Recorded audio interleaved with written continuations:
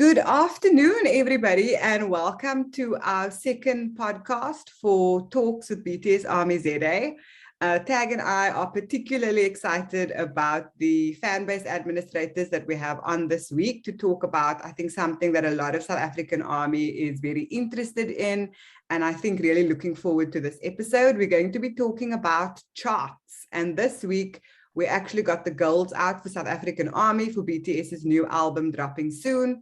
And so this podcast, I think, is very well timed to talk about what is charts, how did those kind of goals come about, what do they mean, what are the best ways for people to support BTS in South Africa if we're talking about streaming, buying merchandise, buying Army membership, all of these things we're going to be unpacking and talking about. So I'm going to, I think, hand over to the admins from BTS Charts SA to introduce themselves, and then we will kick off. Ladies, over to you. Thank you for having us. We're the admins for BTS Charts SA. I am Taj. And I am Ali. We both became armies in 2018, and yeah, we've loved BTS ever since. So we've started our fan base. We started our fan base in October 2019. Ali, do you want to go over our fan base's mandates? Basically, we both like looking at the numerical aspects of things. So when we saw the gap that was a comprehensive understanding of charts and how BTS performs statistically in South Africa, we wanted to address it. And as a fan base, we hope to present information in a way that encourages Army and encourages them to work for the sake of BTS. And we love BTS, so we hope that others will see what we see in them, and hopefully we can contribute to that. That's awesome. And I think the one way we'll kind of start most of these conversations, because I think many people are interested in it, is how did you discover BTS? How did you become Army? And who's your bias? Okay, so I don't have a bias. I think I love all seven equally. I can't really choose. It's too difficult. I discovered them quite by accident. I was searching for music on YouTube, and I came across a cover of Save Me. And yeah, like from then on, it seemed like a string of coincidences. And before I knew it, I'd been in Army. Yeah. Before you knew it, you were in too deep. Yeah. Starting a fan base. Yes. So for me, I actually heard Blood, Sweat and Tears. I actually watched Blood, Sweat and Tears, the music video on YouTube. And then I watched it and I was amazed by it. And I just completely forgot about it afterwards.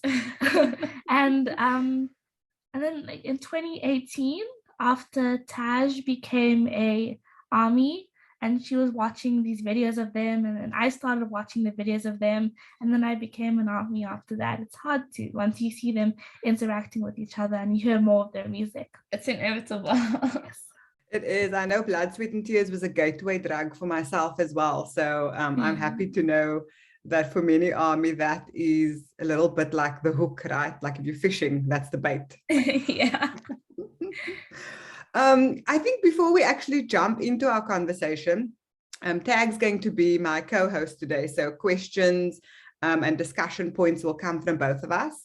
And I think before we dive in, the only thing I will say from a disclaimer perspective up front is that the discussions in this podcast is a mixture of our experience as fan base administrators. So that would be our experience, myself and Tags, as well as the experience of Taj and Ali as well. It's also a combination of our experiences as Army for more than 4 years, I believe, probably more than 8 years between all of us if we combine that. And then also a combination just of the research that we've done as administrators, as Army ourselves, conversations that we've had with each other, with others, other fan base administrators, both locally and internationally. So ultimately, this is going to be our opinions, and opinions can be different. People might have a different perspective. So those different perspectives can all coexist in the same ecosystem. This is just going to be a snapshot of the things that we are discussing based on either the discussions and the opinions that we have formed based on our own lived experiences. Cool. So first question, based on the research that you've done, I mean, charting in South Africa, the different factors involved in charting in South Africa is vast, right? There's a lot going on there. So kind of based on your research, what do you consider to be the top factors which have made other countries successful in terms of getting official merchandise releases, their concerts, their promotions by BTS, and their label in those countries? What has made those countries and their fans so successful? So ARMY as a whole has several key features which contribute to our success as a fandom. So as a highly organized fandom, communication is very important. Another thing would be our high levels of continuous engagement, be it with BTS's music or on social media. We're highly participatory and show much demand for content. The countries that are successful in receiving merchandise, concerts, promotions, and have success in these various facets of our fandom are the ones that receive the concerts and merchandise and promotions. So if you had to look at these countries, one thing that stands out a lot is their high continuous engagement of BTS's music. And this high continuous engagement indicates that there are a lot of fans in those countries. So this engagement shows that these countries have high purchasing power and a market for BTS. So basically, those countries have high streaming numbers, high digital and physical sales, and a high number of listeners, of unique listeners. But we also have to remember that Big Hit is still a business, and BTS still need income to continue their careers.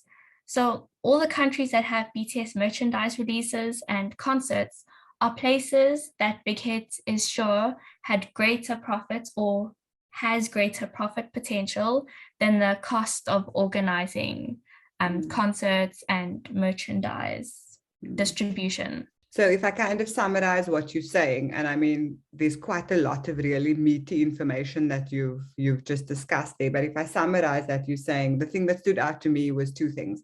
The one was continuous high engagement levels. And that is, if we were talking about streaming, for example, it's not streaming only around comeback. It's not streaming only when a song has been released or there's a little bit of hype on the timeline. It's actually how are ARMY streaming continuously over elongated periods of time.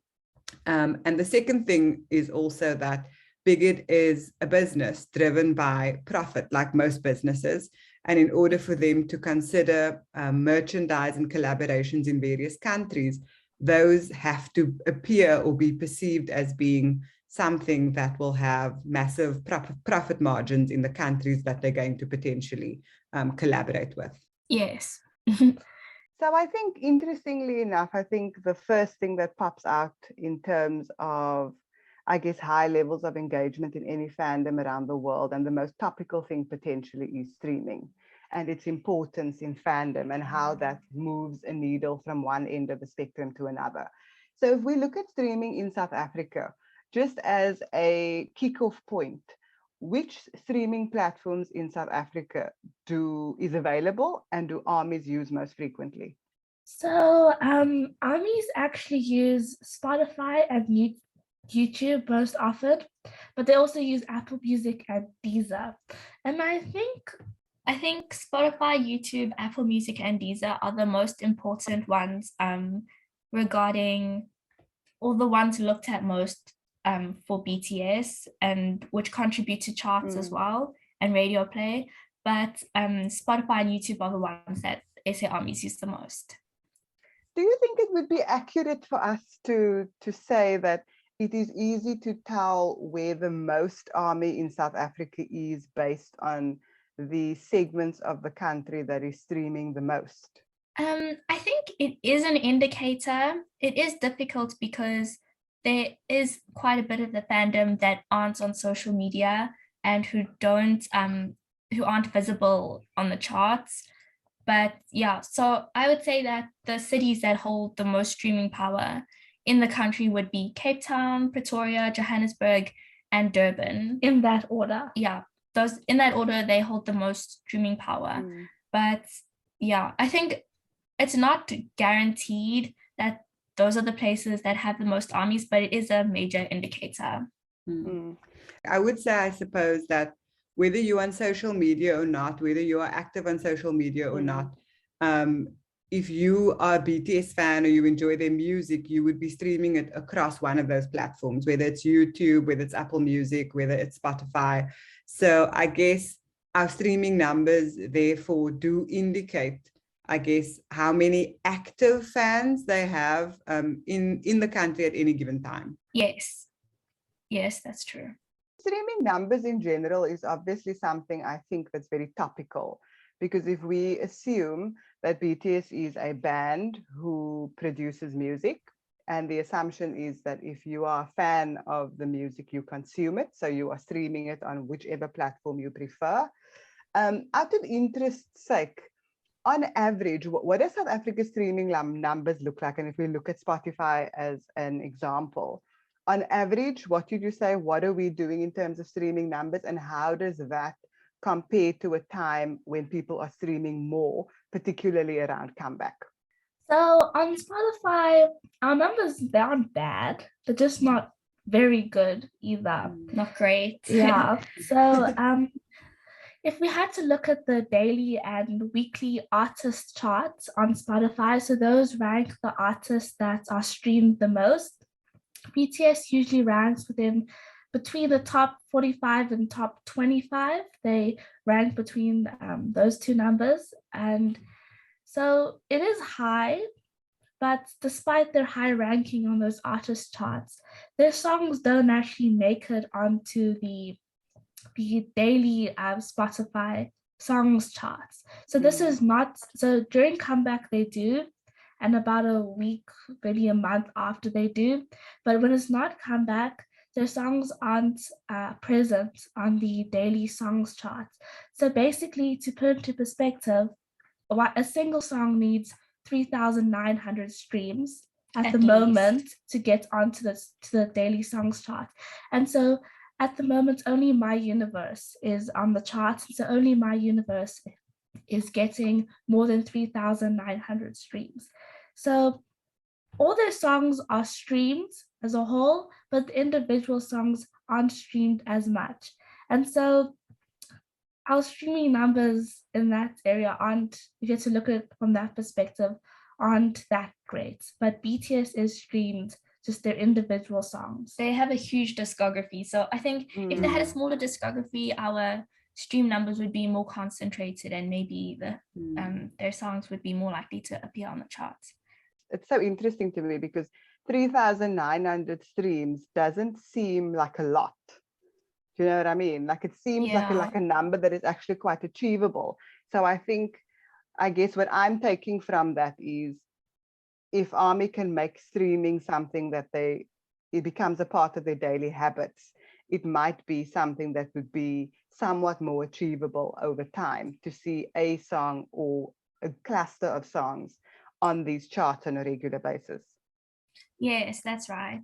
I think our streaming numbers for YouTube are much higher as well. So BTS are always present on the artist chart, indicating that they are within the top 100 most streamed artists on YouTube in South Africa. But their position on the chart tends to range from the lower ends of the charts.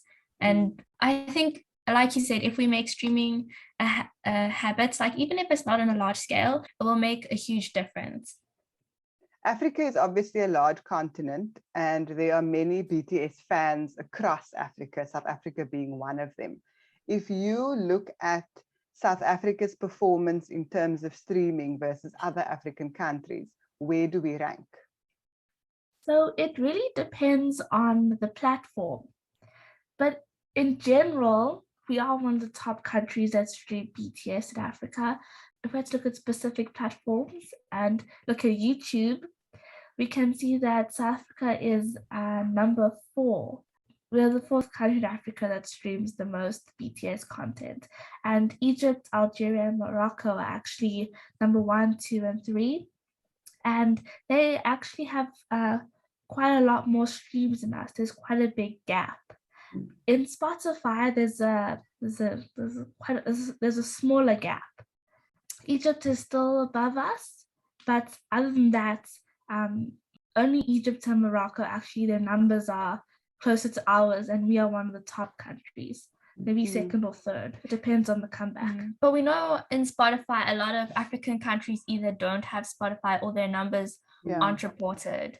But not only with numbers, but our longevity on Spotify is also similar to Morocco and Egypt. But we do have a bigger streaming market than Morocco and Egypt. Well, for Spotify, we have a bigger streaming market. I mean, obviously, we've been talking about Africa because they are our immediate neighbors in terms of how we are performing in relation to them. How would you say we are performing in relation to other countries outside of Africa who have similar population numbers to us? So that is quite tricky because, again, we have to look at the streaming market. And so the countries that do have a similar population size to us, those would be countries like France, Italy, South Korea, Spain, Colombia. So they don't have very close population sizes, but they are closer than other countries. But they have much bigger streaming markets. And so more people in those countries, they listen to music than more people in South Africa. And so their streams are much higher. But so that's looking at population sizes. If we had to look at the perspective of similar streaming numbers, we would have countries like Austria, Czech Republic, Costa Rica, Greece, and also Morocco and Egypt. For those countries, with the exceptions of Morocco and Egypt, their populations are much lower. But basically, to answer your question, our streaming numbers are nowhere near the countries that are of a similar size to South Africa. So, I mean, for me personally, I guess what makes me curious, particularly about streaming, we obviously want BTS to come to South Africa at some point. Is our streaming numbers low because armies who have Spotify, for example, if we use Spotify as an example, is not streaming? Or is it low due to access? So people either have Spotify, but they don't have data, or they don't have the ability to pay for a paid streaming platform where streams obviously count more. What do you think, in your opinion, is the reason our streams could be lower? It's actually a bit of both. Yeah, a combination of both. Yes. So during comeback, we can see the potential of SA armies and their streaming numbers. And so that tells us that there are some armies that could be streaming, but they don't. And part of that could also be because of the access. And access also affects armies who aren't at all able to stream. So we don't even see their numbers during comeback. And so I do think that both access to devices and internet connectivity, and also not streaming, even if they can, perhaps due to time or something else, I think both of those affect our streaming numbers and cause them to be lower. So in summary, YouTube, Spotify, Apple Music, and Deezer is the platforms that South African Army tend to be using most often. Yes. And they also contribute to our charting numbers just in general. Cape Town, Pretoria, Johannesburg, and Durban in order is essentially where, from a Spotify perspective, we're seeing most Army. I guess Spotify and YouTube probably, those numbers tend to oscillate fairly similarly. And although we are seeing BTS on the artist ranking charts from a Spotify perspective, the individual songs don't usually have, I guess, an average of at least 3,900 streams for those songs to actually be popping Per up day, onto right? Is that per per day? day. Right? Per day, yes. Per day for those songs to actually be popping up onto songs charts, although currently My Universe is the only song that we're seeing on those charts. And then I think the most, interesting part of this entire conversation for me has been the fact that in Africa, I think we are quite close to our neighbors in terms of streaming. The size of our country is comparable, I think, to countries like France and Italy, South Korea in terms of size, population, but our streaming numbers is nowhere near those countries. And in fact, is comparable to countries that are a lot smaller, like Austria and Greece, for example, where the population size is a lot smaller. So that's, I think, fascinating to me. It is. Yeah. We are in a unique position where our streaming market is much smaller in comparison to our population size. But we can see, like, in the past years, it's apparent that our streaming market is growing. Yes, the South African streaming market in total is growing, and so is the demand for BTS that we can see in the Spotify numbers. It's just our the pace, the rate at which the African armies are consuming music, it's much at a slower pace than the growth of the South African streaming markets as a whole. Oh, interesting. So I guess as a fan base administrator that runs a fairly large Facebook group, there's currently about, I think, in excess of 54,000 individuals in a Facebook group that BTS Army South Africa moderates. And there's a lot of international army in there as well. So I think as a caveat, I will say it's not all South African army in that group. But the one thing that I do see quite often as a moderator is a lot of talk around, share that song with me via WhatsApp, share that MP3 with me via email, etc. So I think that does tie into the conversation we're having around, I think, access, data, those sorts of things, because armies are, local armies, South African armies are, I think, listening to BTS music, but they're actually also in many buckets or in many spaces consuming it offline. So they're actually consuming it via songs in DMs or, ripped MP3s from websites and things like that, which in and of itself, I guess if we could tally up all of that, we might know exactly how many people are actively listening. But because the only numbers we have that we can actually look at are off premium and paid platforms, that makes it a little bit harder. Yeah, it does. So I guess if we're talking about premium and paid platforms, the other one is iTunes. And iTunes has always traditionally been perceived as, I guess, initially when I came into the fandom, around 2017, getting an iTunes #1 at that point was a little bit harder than it is right now. I remember that it was like we were sweating bullets, when Love Yourself Tear came out, just trying to will it go to #1? Will there be enough army buying the single, etc. And it seems these days it's a little bit easier than it was back then. So I guess my next question is really around iTunes. What are the factors that actually determine an iTunes #1? And is a #1 an indication of a large fan base if our streaming numbers, comparatively speaking, is fairly low? Not necessarily. Again, with the streaming markets, but now with the buying markets, different sizes with other countries, and it takes so if we had to compare to other countries, it might take like thousands of copies of a song to be sold to get to #1, and in South Africa it could take like 100 or something. So iTunes isn't really an indication of how big our fan base is. I think it's more of an indication of, within a country, how popular is this artist or song compared to other artists and songs. What you're saying is that if BTS drops a song or an album on what might be considered a slow day on South African iTunes, we would be able to purchase less of the album or song to get it to #1. And that could be anywhere from, 30 to 50 individual purchases up to maybe 100. Versus I think in larger music markets, it might be that for them to get that number one, it will not be 100 purchases or 50 on a slow day. It could be thousands of purchases.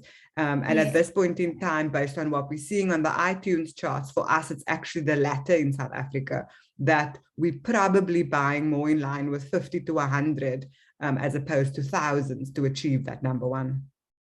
Yeah. And then I think also circling back to a question Tag asked earlier, and I think I just want to close that loop around iTunes as well. In terms of streaming and iTunes, which is actually purchasing, with iTunes, you're buying the song. With Spotify or Apple Music, you're actually listening to the song multiple times. How important is longevity on these charts versus getting that once-off number one? So when we get that number one on iTunes, of course, it's something that we celebrate and we're very excited about. But should we be aiming to see a song or BTS's albums actually on the iTunes charts for longer than just, comeback day? Definitely. So I think longevity is definitely more important than once-off number ones in most cases. Longevity is an indicator of an active fan base or active continuous listening. It shows that within a country, the artist is popular enough that their music is consumed on the daily and in a similar consistency and stability to popular local artists. So yeah, longevity, I think, is definitely more important. Yeah. And I think it's important for us also to remember that, we run streaming parties. One of the other fan bases, BTS iTunes South Africa, also very often runs streaming parties to get either a BTS song, buying parties to have a BTS member song potentially reach number one on iTunes. And sometimes what we see is that you do have one individual who might have multiple email addresses or IDs, as we call them, buying the song on the platform, which also means that that might count as 4 or 5 or 6 unique purchases, but it might actually be one individual making that purchase. So in and of itself, if we're saying on average, it takes between 50 and 100 purchases to get us a number one on iTunes, that doesn't mean that it's 50 or 100 ARMY. It could actually be half of that buying the song multiple times. Yeah, I think there's definitely a combination of both, because with buying parties and with organizing buying parties, there are many ARMYs who do use multiple IDs, but I also think a lot of ARMYs also can't necessarily afford to do that. And I think like buying it or using only one ID to buy the song once is also a very important contribution as well.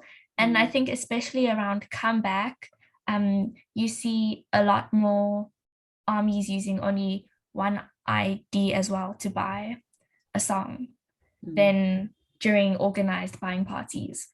As a South African fan, I think, who's been around for the last 4 years, I mean, I can say with certainty that the availability of BTS albums in South Africa has been a struggle.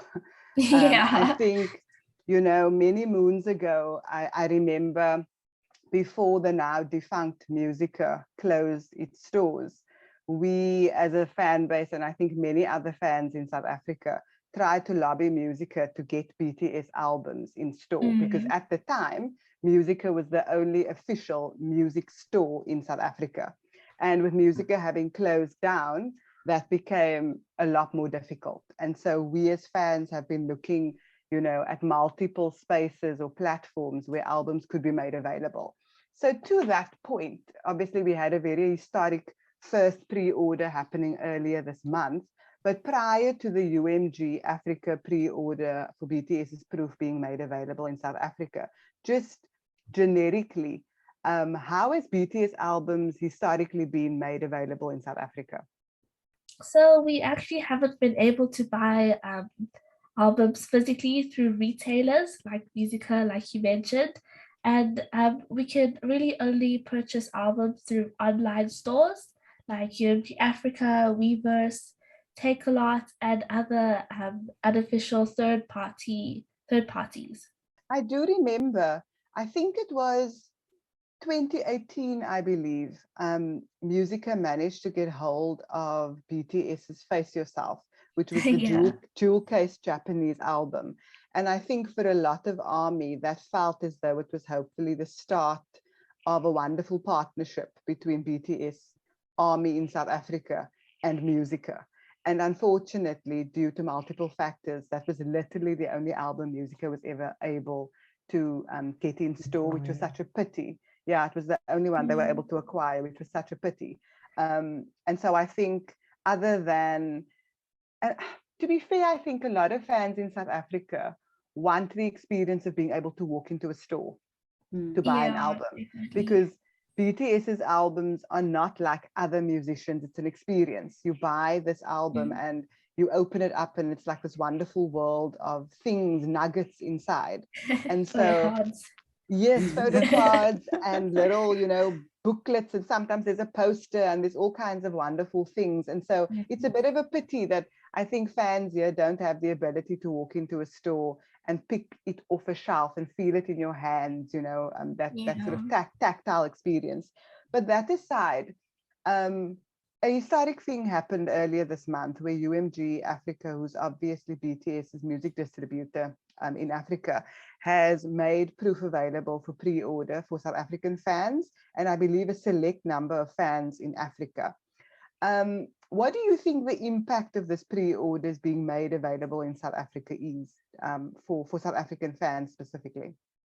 It means that South African armies finally have a way for our album sales to be counted towards South Africa and not towards global sales or the sales of another country.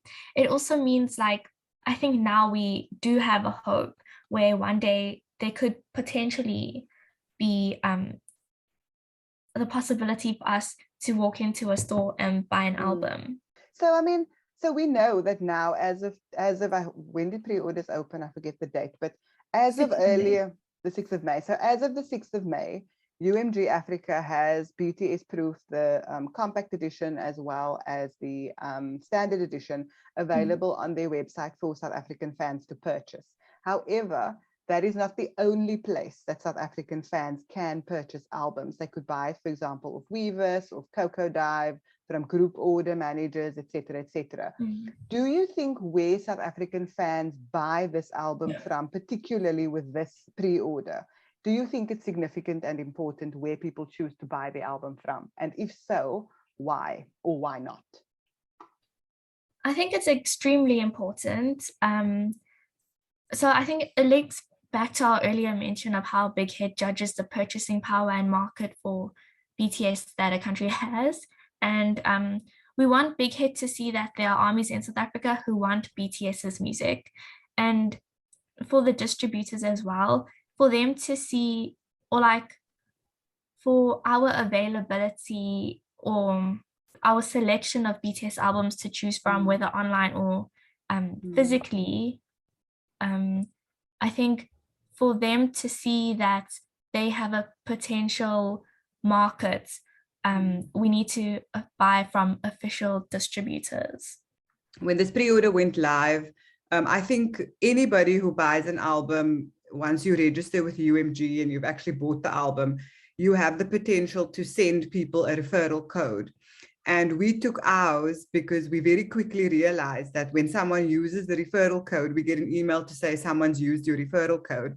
And we thought this could be a really cool way to actually check how many purchases are being made. So we can't see what someone bought, but we can see that someone used the code to make a purchase. And I think to date, we've received more than, I think, 130 or so referral codes that have been used. So we know that at the very least, 130 purchases was made from our referral code, which could be a single album or both albums or more than that. And then, of course, we know there's people who didn't use our code, who maybe used someone else's or bought directly from the site. So that's actually quite exciting. If you kind of think that the physical CD market is one that's really stagnating. People don't really buy physical albums anymore. But people are buying BTS albums because I think of the aforementioned experience element to it. So I think that's quite exciting to see that there are numbers ticking up. The numbers aren't massive at this point in time, but I think from a UMG perspective, I don't know how many of Dolly Parton's greatest hits they are selling on their website. So I'm sure that BTS's Proof is definitely potentially one of their top sellers at this point in time. Yeah, I notice like when I'm on the internet, I often see Proof being advertised by UMG Africa, just like on pop-ups all over. Yeah. It's very exciting to see. It's lovely. Before it was like Hunger Games, and now we have options. So lovely. Yeah. I guess maybe a slightly adjacent question. I think it's not necessarily charting specific, but as we are talking about the purchase of official albums, I mean, the mind does go to official merchandise as kind of a similar concept. Do you think that the purchase of official merchandise in particular plays a role in showing some type of demand in South Africa, with the caveat that we know that official merchandise is not actually readily available? It does show demand, and it shows that there are armies here. But for that, armies would need to purchase merchandise, official merchandise from Weverse. And buying official merchandise is great, of course, but it is definitely not as important as continuously high streaming numbers, especially in South Africa, where most armies can't afford to buy a lot, if any, merchandise through Weverse, especially because of those shipping prices. Yeah. I do think that it's not sustainable to focus on buying merch as a mode of showing demand for BTS when streaming is more accessible. Yeah. All I hear when you say that is music is the most important factor. Not merchandise, not like music is literally the most important factor, which makes sense since BTS are musicians, and ultimately to show support for them, to show demand for them, listen to their music. I think that's kind of the essence of what you're saying. It's become really topical lately, the conversation around merchandise, and then as we just sort of shift slightly from merchandise specifically to ARMY membership, it has become really interesting, the discourse around ARMY membership in relation to how that shows demand for BTS in a particular market. Do you think that the purchase of ARMY membership is indicative of anything specific, or is it just a nice to have for fans who are able to afford it, to be able to say, hey, I've joined BTS's official fan club, but does that really mean anything other than just that? I think it's the latter. It doesn't really mean anything other than a nice to have thing. So I don't think ARMY membership is any more important than any other official merchandise. There are far more valid and reliable metrics for determining fan engagement and concert location potential, such as streaming numbers, especially in a country like South Africa, where it is unsustainable to ask thousands of armies to buy ARMY membership to show Big Hit that there are fans here. I don't think ARMY membership indicates as much to Big Hit as streaming does. So because it isn't an official, or it isn't an indicator of continuous engagement of official BTS content. So like I could buy ARMY membership today and then in a few months decide that that I'm no longer an ARMY and no longer have a demand for BTS, and Big Hit wouldn't know because they don't have any way of measuring that. Yeah. I guess also if you think about ARMY membership as a purchase on Weverse, you could buy ARMY membership and that off your Weverse platform, because you obviously register with your location, it's shipped to whichever country you are in. it would show that NAS bought ARMY membership and it's being shipped to Cape Town in South Africa.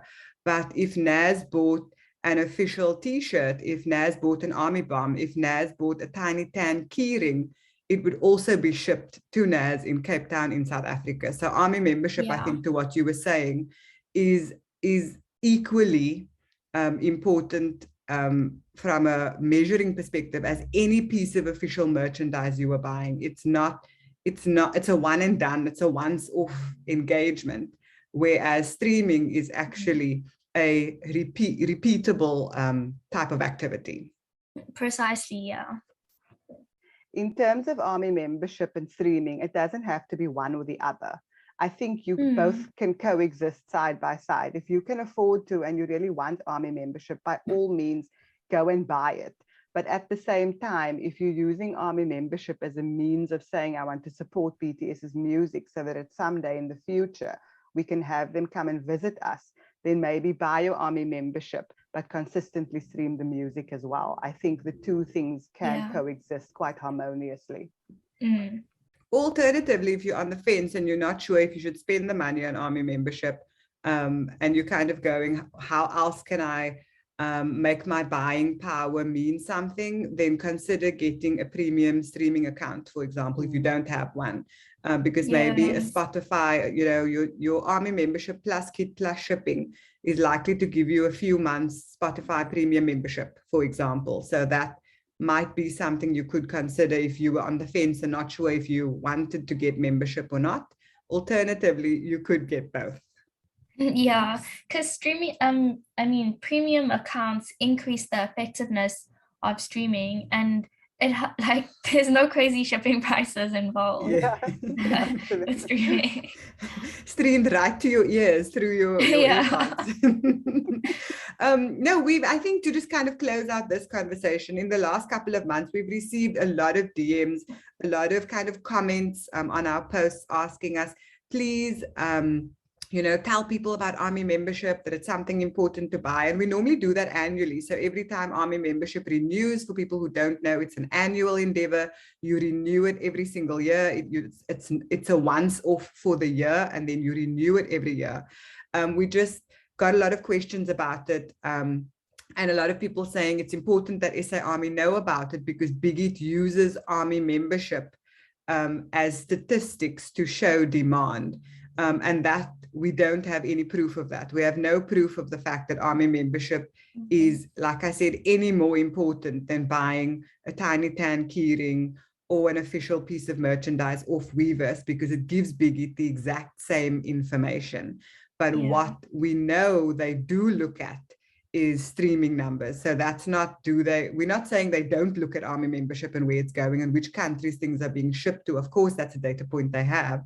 But what we believe we are saying is that streaming is significantly more important than any piece of official merchandise you can purchase once off from Weverse, which includes ARMY membership. Yeah. So streaming, buying albums, the music is the most important thing. That's the prevailing sentiment, I think, in the discussion that we've had thus far. So very recently also, which has also been quite significant, I think, for South Africa and its music scene, has been the creation of the official South African charts. So I think talk to us a little bit and enlighten those of us who have no idea how these things work. Based on the research you've done and what you know, how does the official South African music charts work? Okay, so we also refer to the official South African charts as TOSAC. So if you hear someone say TOSAC or us calling it TOSAC, just know that is the official South African charts. So basically they have a few different charts, but only two of them are really relevant to BTS. So we have local charts, so charts just of local artists. And if it's a feature, it must just have a local artist in it. And then we have a second chart, or a second type of chart, that is an international and local artist chart. So it's includes local artists and includes all the international artists. And so the only two that BTS are able to chart on is the international and local streaming chart Top 100. And this chart ranks the songs with the most streams coming from South Africa. And it runs from a Friday to the next Thursday. And we have a second chart, which is the local and international radio chart Top 100. And this chart ranks the most played songs on South African radio stations. And so for the streaming charts, the RISA, which is the company, the recording industry of South Africa. They're the ones that founded this chart. They took the four most popular streaming platforms in South Africa, and data from those streaming platforms is what makes up the ranking in the chart. So these platforms are Spotify, Apple Music, Deezer, and more recently YouTube. And so like with most charts, these premium streams weigh more than the free or ad-supported streams.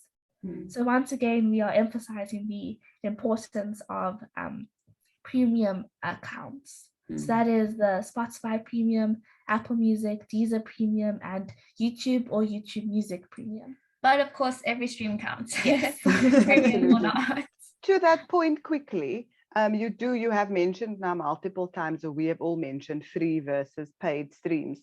Just as a caveat, like what do those numbers look like? So one free stream versus one paid stream, what is the difference? So it really depends on the charts, like, and the country. Some countries say like one premium stream is the equivalent of 10 free streams. So it really actually the RISA or the TOSAC hasn't actually put out those numbers, but we do know that if you had to have like 50 free streams, if one song had to have 50 free streams and another one had to have 50 premium streams, the song with the premium streams would be much higher in the charts. So that's all we can really that's all we really know about the premium versus free streams. So it really depends on what the TOSAC chart uses, but they have not released that information. Yeah, because also like on Spotify, which is one of the data contributors to TOSAC, like on Spotify, also more than just counting premium streams more, it's also that premium streams are less likely to be filtered. So there's also that aspect of it as well. So again, to summarize what you're saying, for TOSAC, there are two charts that BTS's music is likely to show up on based on the engagement with that music. The one would be the streaming charts, which takes information from Spotify, Apple Music, Deezer, and most recently YouTube, where all streams are welcome, but premium streams count more. We're just not sure by how much, because that is something that we don't know based on the kind of platforms that haven't made that information available. And then the other is the local and international radio charts. What influences radio charts, and how can South African Army influence BTS on radio? Can they influence BTS on radio? So we can influence getting BTS played on the radio more often. So by requesting BTS songs and Shazamming BTS songs often, we can exert our influence in that way. We need to increase BTS's visibility on the charts and among the public to increase their radio play as well, because I think the radios like to play what people want. So the general public demand aspect of it is also important. It's kind of like a catch-22. But the best we can do is to request and Shazam. Shazam is specifically important for radio play. And I love that So you with mentioned that. Yeah, Shazam. I think it's not something that many South African Army are even aware of. And as a rule, I tend to Shazam BTS's music quite often, even though obviously I know exactly who the artist is and I'm quite familiar with the song. So most recently, obviously with pre-orders being made available officially in South Africa, do you know at this point whether physical album sales contributes anyway to South African music charts? Currently, for the way TOSAC works, no, but this could change in the future. TOSAC is a streaming and radio play only chart. Yes. So basically, South African fans can influence any of our music charts essentially by streaming the music on any of their preferred platforms. Yes, that's right. And Shazamming the songs. Download Shazam, Shazam the songs. I think interestingly enough, we just had a very, very brief peek into you mentioning how radio influences South African music charts. And if I think about how the radio landscape has evolved over the last 4 years, it's so fascinating to me. I think 4 years ago when I became an ARMY, BTS had been played on radio. I remember, I think DNA specifically had been played on radio, but only in request shows. And it was really, really hard to ever sort of hear BTS on any radio station across South Africa unless it was on a request show. And we were quite fortunate in Cape Town when we had Lunga Singama on Heart FM, who started a little K-pop segment called the K-pop Sound System. And we were fortunate enough then to be able to know that every Saturday, I think it was at 3 o'clock, if I remember correctly, between 3 and 3:30, which he then inevitably pushed to 4, we would have a couple of BTS songs play on radio. But up until that point, I think it was few and far between.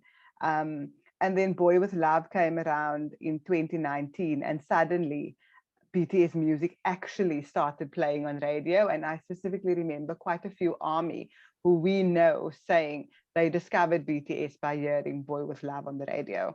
So obviously, I imagine since Boy With Love, BTS on the radio in South Africa has picked up significantly, and most especially with the English releases, we do hear them on radio daily.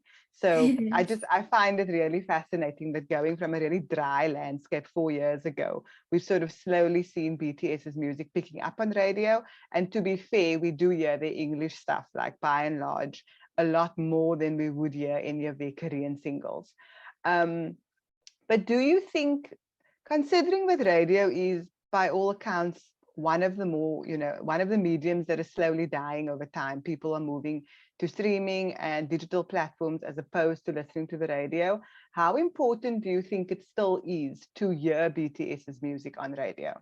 So the radio is obviously very important for measuring how popular an artist is with the general public, or measuring the potential an artist has for increasing their popularity with the general public. I think radio play is a public acknowledgement of an artist's success, at least with their success in the Western music industry.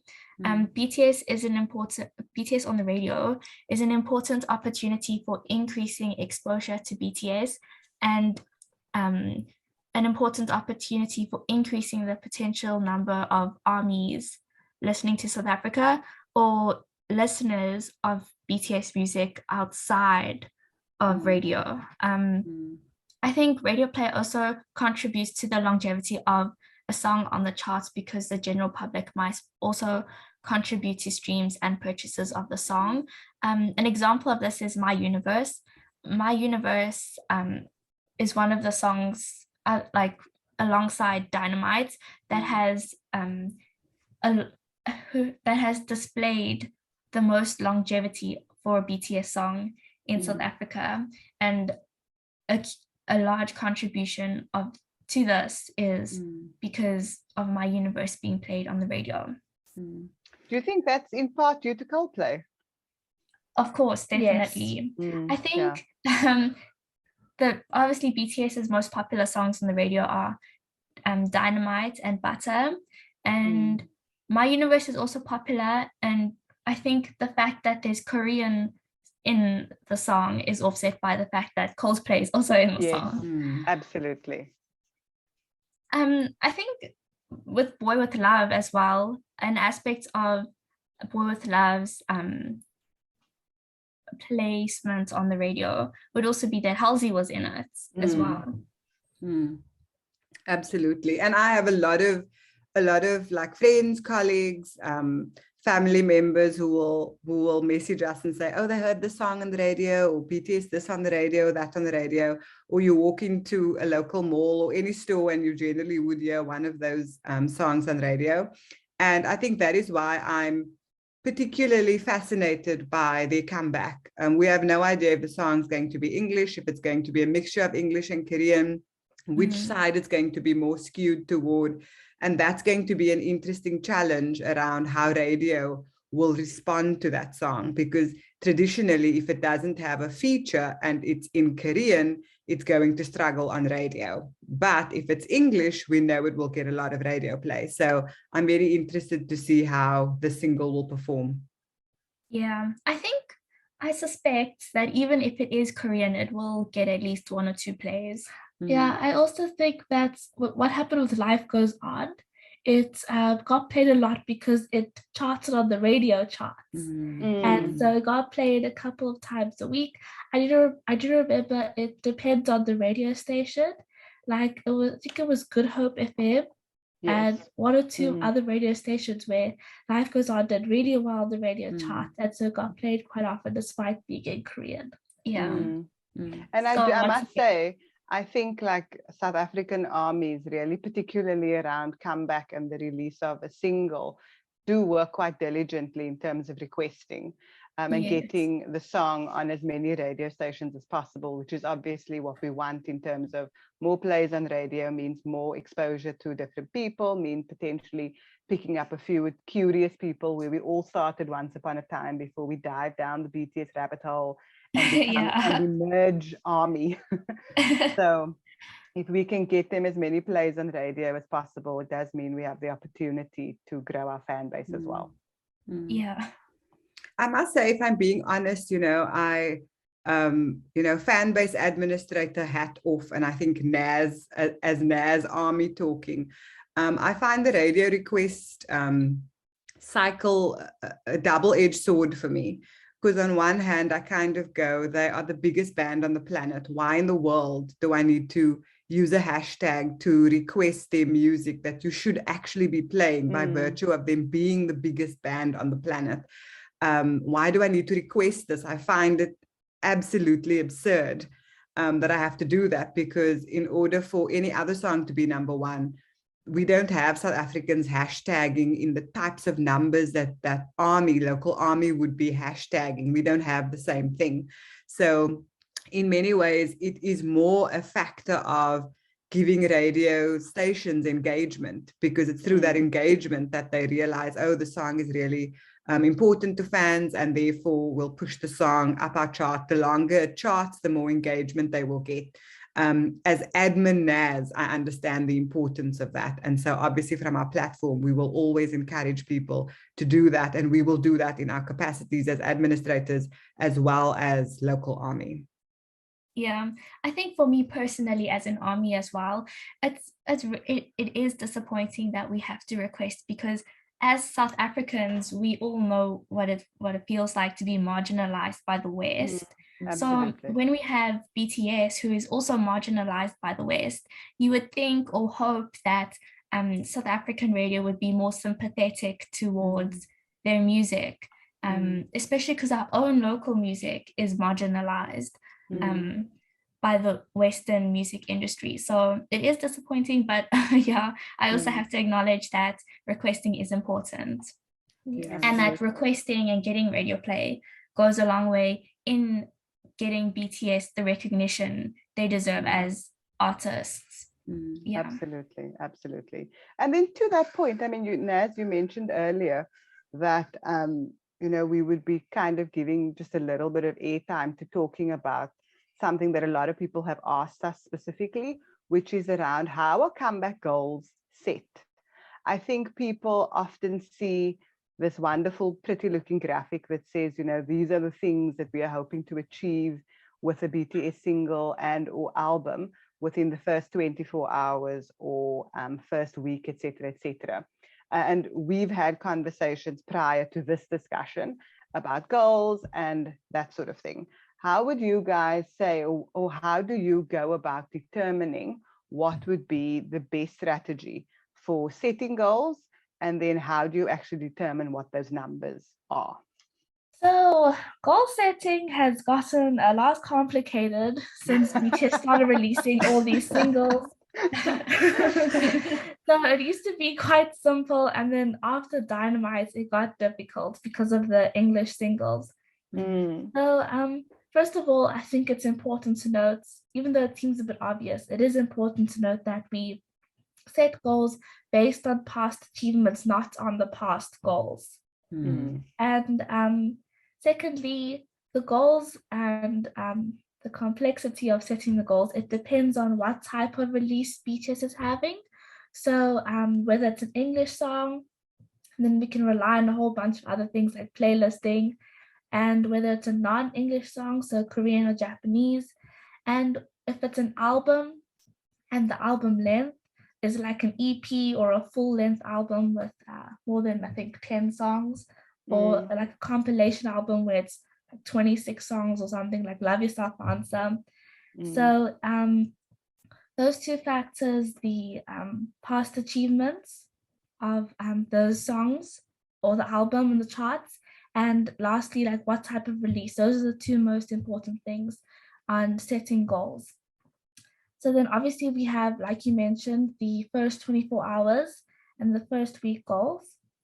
And so how we estimate the goals, it's based on past data. So from the different streaming platforms and iTunes and Shazam. And we look at the length of time from the last specific type of release. So like for Proof, we're looking at not only B, we're also looking at Map of the Soul 7, because that was their last full-length album. Yeah. And so we also, so besides looking at the past data and the time is important because it also helps us to estimate like how much the fandom has grown. So like for for now for Proof, like we can always look at B, but again B despite B and Map of the Soul happening in the same year, we still have this fandom grew quite a lot in between those two album releases, and it grew even more till now. But there's still, besides the time, there's still a lot of other factors. Yeah, because it's difficult because we've never had a stretch of time this long where BTS hasn't released an album. But they have released Butter and Dynamite, so it's difficult to like weigh how like the fandom growth concerning the singles, and how that would translate into streaming potential for an album, and especially an album as long as Proof is going to be. And also considering the nature of Proof, the fact that it's also older songs. So we have to just see like how BTSARMYZ, how they're gonna distribute their streaming. Like we know they'll focus on the new songs, and obviously Born Singer that has not been available on paid platforms before. And Tony Montana featuring Gemini. And we're still sad about Dang, but okay, we won't speak on it. So we don't know how they're going to react to the older songs. So Proof was definitely very complicated, which is why it took so long to create goals. So we actually usually when we're setting goals, we would just look at like the past one or two albums, and we would look at the past one or two songs. So this was Proof specifically was like I said, more complicated. So to talk about setting goals for proof, we looked at Map of the Soul 7 because it also had previously released songs on it. And we had to look at Life Goes On, not only the English singles, not because of the language, but because Life Goes On was released with an album, whereas Dynamite, Butter, and Permission to Dance were released as singles on separate occasions. And so bringing in the fact that it's a title track as part of an album with older songs, it just made everything more complicated. But the goals we've put out, I think they're quite good. And I agree, yeah. It's not unrealistic, but it is a high standard, and I think we can definitely achieve them. So basically, to summarize, we look at the past BTSARMY's past achievements with both singles and albums, considering the length of the albums and the language of the singles. And we also look at the fandom growth to kind of estimate how we think BTSARMYs would react and the goals they could achieve. So it's not like just setting a goal and thinking, if we work extremely hard, we can do it. It's it's predicting we think BTSARMYs will be able to do this. It also depends on the how the climate, for lack of a better words, of the music scene as when the album is released, because we have to look at the other artists. So for example, like if BTS had released an album now, there's no way they're getting near the top because of Kendrick Lamar. So we do have to also consider not so much the actual numbers, but like the positions. Like if we want number one on Spotify, we do have to consider other artists as well when setting goals.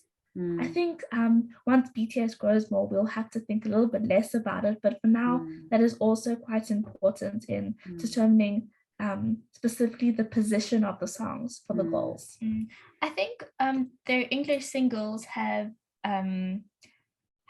sparked a lot of curiosity around BTS, because I think even if people don't listen to BTS, a lot of people do know or have heard of them. So I think with their growing popularity, there's also an aspect of how many people would listen to a song or two off the album out of curiosity. But we don't consider that when we create goals. It sounds exceedingly complicated. It sounds like an incredible amount of work. So I would be remiss if I didn't say thank you very much. I think that many people don't realize that as fan-based administrators, if I listen to all the things you just mentioned, this is not something you get paid for. This is not something, it's above and beyond all of the other things you do in your lives. And considering and reviewing historical data for each of these data points, it's a lot of work. So thank you. Thank you on behalf of South African Army. And we look forward to hopefully exceeding all of these expectations. Hopefully we will all sit here after the album release, firstly 24 hours later, and go, oh my word, where did all these amazing streams come from? And then a week after that go, yay, we have done it. So hopefully. I think like with our goals, it's not like the highest goal we could get. It's like the minimum, or not the minimum, but it's like on the lower end we think armies can definitely achieve. So I think like more realistic. Teamwork makes the dream work. If we all work together, I think we can like shoot past the goals. Absolutely. Gosh, we've had such an incredible discussion with such a lot of, I think, interesting and rich information. And I hope it really sparks a lot of curiosity and questions. So I will definitely encourage people who have questions about all of the things that we've discovered to tag our respective accounts and ask those questions. BTS Charts essay led the development, the research that went into these goals. So if you have more technical type questions and you're interested in asking those, please do reach out to them. They will be more than happy to respond to those questions. And I guess if it does become so many questions, we might have to have a follow-up conversation, but we'll see how that goes. I think in closing, just around kind of my final questions to you is, you know, we spoke about a lot of different factors. We spoke about streaming. We spoke about the importance of iTunes #1s and how we achieve those. Physical album purchases, which is really a new factor for us because it hasn't existed in South Africa before. Digital album sales, radio, South African charts. We've spoken about all of these things. And based on all of the research that you've done, all of the factors that you have considered, especially now as you've freshly reviewed our goals for the comeback album, how large do you think the South African fan base is?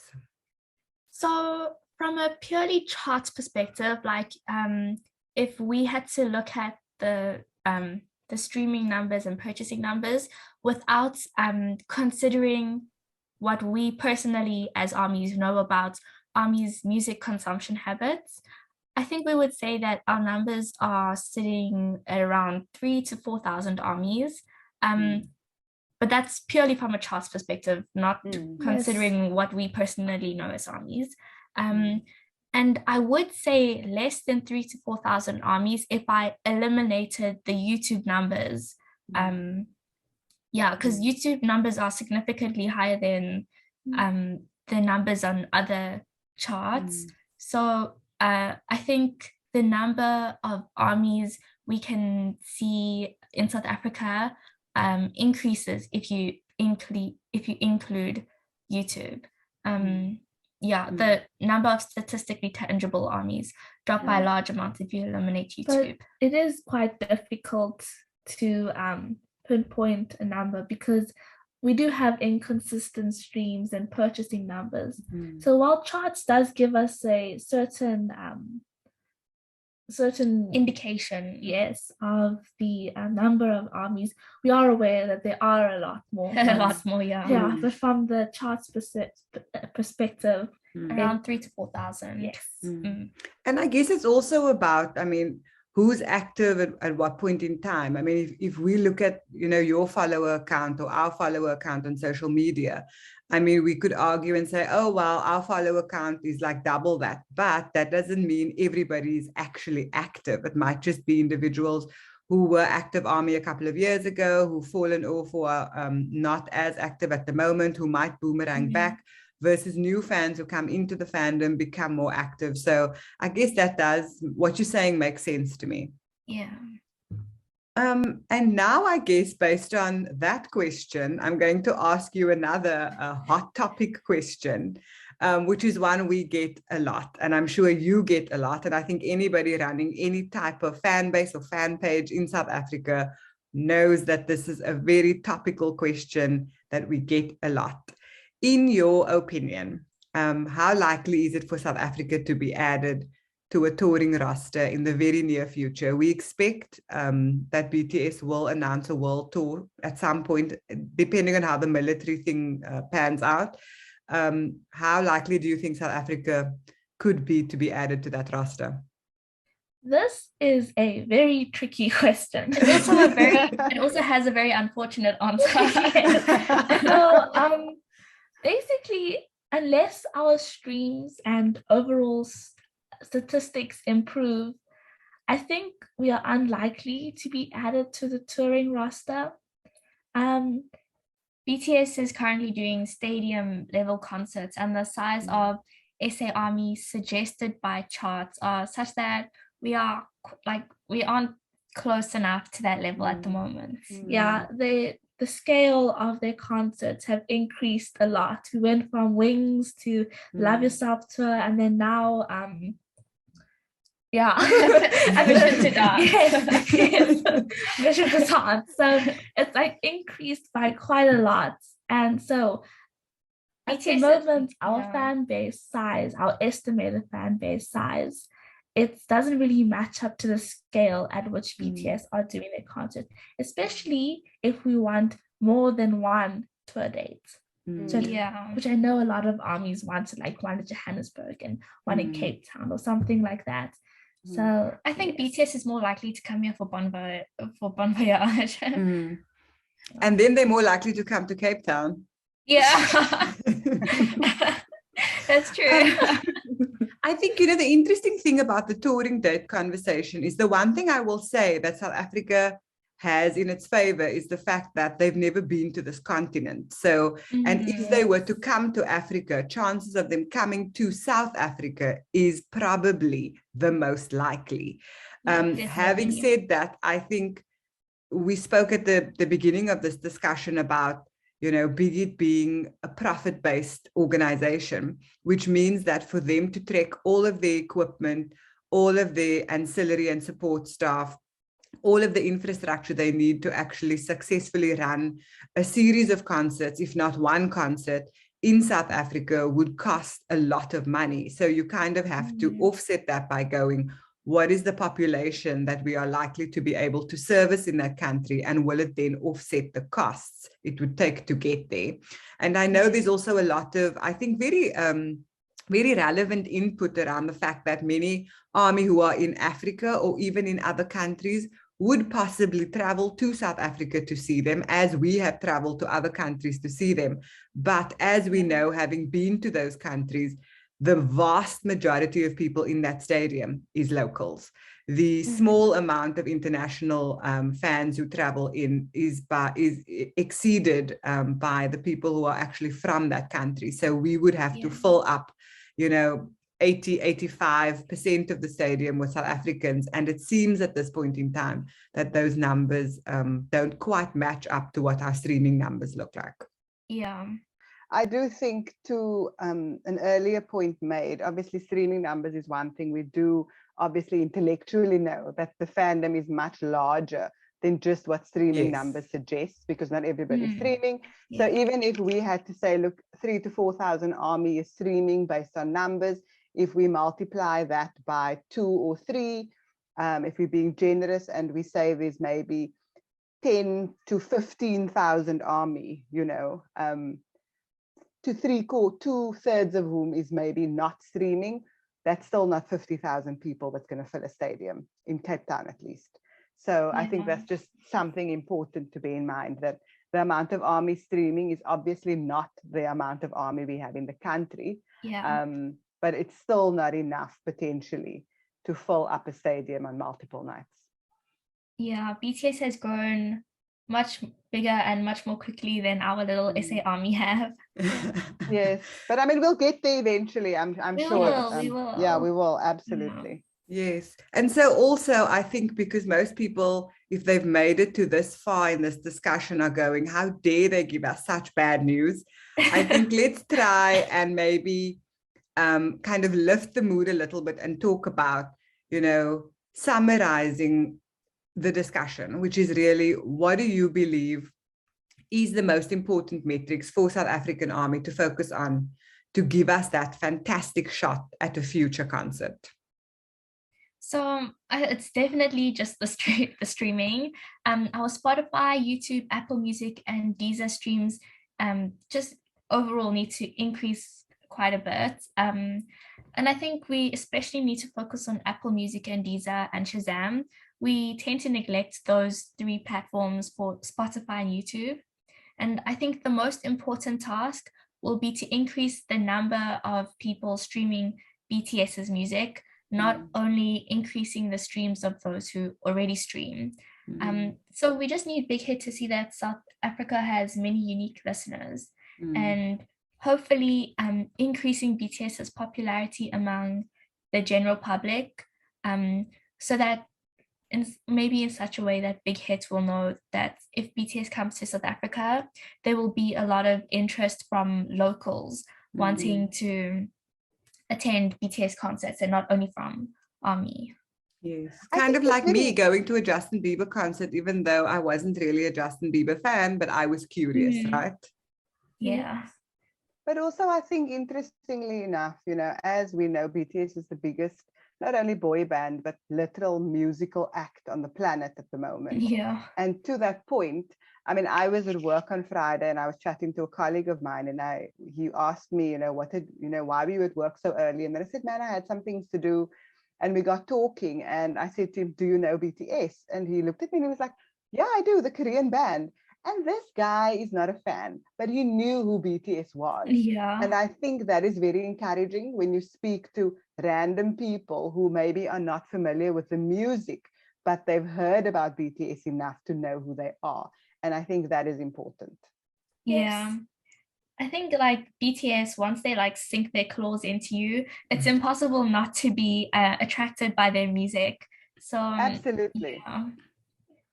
For sure. So I will say, I think in closing, before I ask Taj and Ali to maybe give us their final thoughts at the end of this discussion, I will say that Tag and I have known them for, I think, 3 or 4 years. I mean, they've been on the timeline for almost as long as we've been, but we only met very recently. We had our first kind of discussion very recently. And they appear very much like twins. So you can hear that they giggle at the same time, just like Tag and I do, even though they are not twins. So that was it. Like the first thing Tag and I asked them was like, are you twins? Because we're like, we twins, are you twins? And they were like, no, we're not twins. But they have a lot of like twin mannerisms, which is really cute and cool.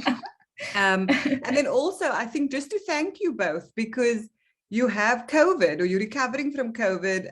So if there has been a couple of coughs in the background to anybody listening, be kind. It is because we are in the midst of a global pandemic. And these two wonderful young ladies came to talk to us, even though they are recovering from COVID. So we really, really appreciate that. Any final kind of closing words from both of you? Basically that we hope that anything we said didn't discourage South African armies.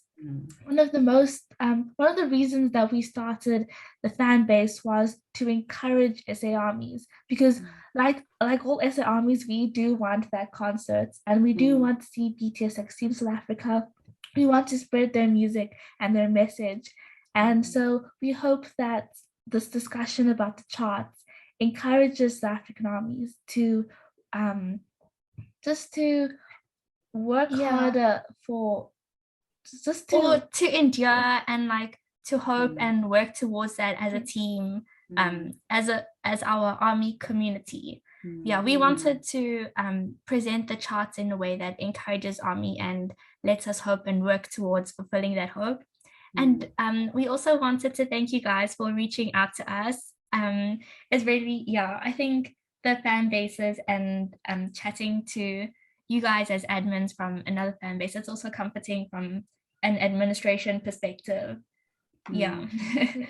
Hashtag teamwork makes the dream work, right? Absolutely. And I think it's important for all of us to be able to put in the perspective of this podcast voices to icons, and for us looking at each other, faces to icons. So it's nice when you know the people behind the accounts. And I think it's important, as we share very similar information, that we make sure we're sharing information that is accurate, but also aligned. So all of our messaging, particularly around key things, are always the same, so we don't end up confusing people.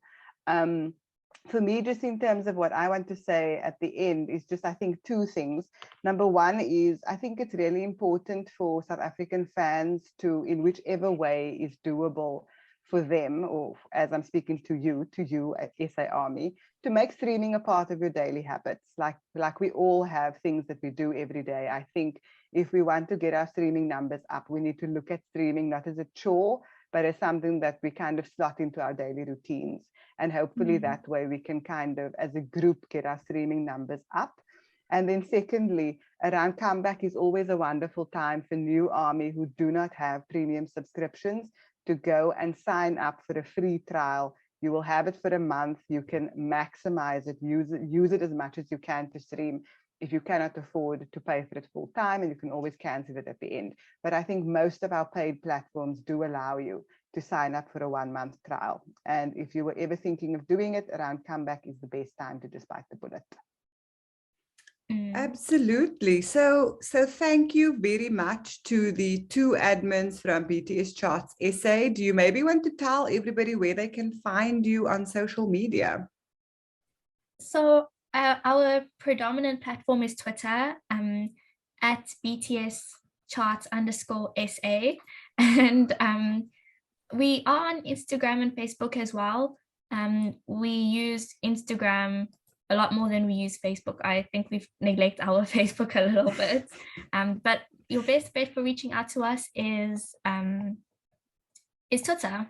Awesome. So reach out if there's any questions, anything you'd like clarified, please reach out. I think I'm hoping that this does encourage a lot of discussion among South African fans, especially because I think the most important message I took from this is streaming is critically important for us. Make it a part of your daily lives. And don't see, I think, the discussion that we've had as something that discourages you. In fact, use it as something that is a challenge and encourages you, because the hard work, I think, ultimately is going to pay off when we are all looking at our Twitter feeds and going, South Africa has been added to a BTS concert date, and then we can all collectively lose our minds on social media.